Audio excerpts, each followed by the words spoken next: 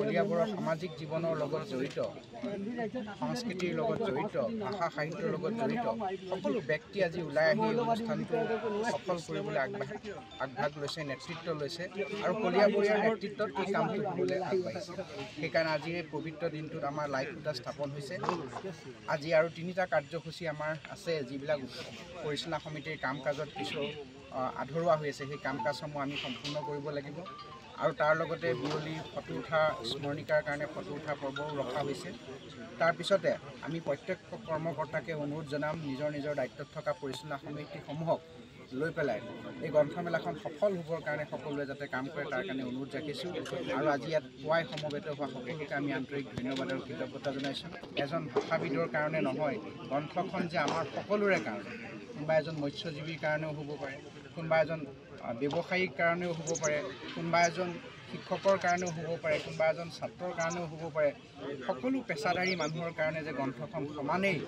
জ্ঞানৰ এক আমূল ভাণ্ডাৰ সেই কথাটো প্ৰকাশ কৰিবৰ কাৰণে গ্ৰন্থমেলাখনত বিভিন্ন ব্যতিক্ৰমী চিন্তা হাতত লোৱা হৈছে 5খনকৈ সন্মিলন অনুষ্ঠিত হ'ব আধ্যাত্মিক সন্মিলন শিশু সন্মিলন সাহিত্য সন্মিলন মাতৃভাষা সন্মিলন আৰু আটাইতকৈ প্ৰয়োজনীয় উদ্যমী সন্মিলন আমি আশা কৰিম এই প্ৰত্যেকেই গ্ৰন্থৰ মাজত থকা এই শোভা ল'বৰ কাৰণে সকলো আগবাঢ়ি আহিব আৰু ছাত্ৰ ছাত্ৰীসকল তাতে আমাৰ নতুন প্ৰজন্ম আগবাঢ়ি যাব পাৰিব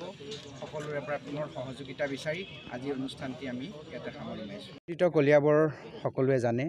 যে বিভিন্ন জাতি জনগোষ্ঠী ধৰ্মাৱলম্বীৰ লগতে প্ৰচুৰ সাংস্কৃতিক আৰু সাহিত্যৰ সম্ভাৰৰে আমি কলিয়াবৰৰ জনজীৱন পৰিচালিত হৈ আহিছে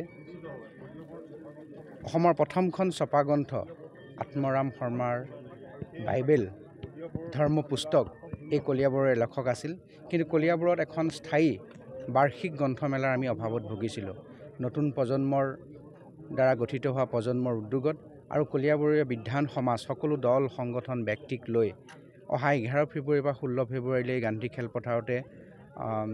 প্ৰথমখন গ্ৰন্থমেলাৰ আয়োজন কৰা হৈছে তাৰে আজি লাইখুঁটা স্থাপন অনুষ্ঠান সম্পন্ন হৈছে আমাৰ সভাপতি নবীন বৰঠাকুৰ ডাঙৰীয়াই কৰিছে অনাগত দিনত এই গ্ৰন্থমেলাখন সফল কৰিবলৈ আমি সকলোৰে সহযোগিতা বিচাৰিছোঁ আৰু বৰ্ণাঢ্য আৰু ব্যতিক্ৰমী কাৰ্যসূচীৰে এই অনুষ্ঠানটো অনুষ্ঠিত হ'ব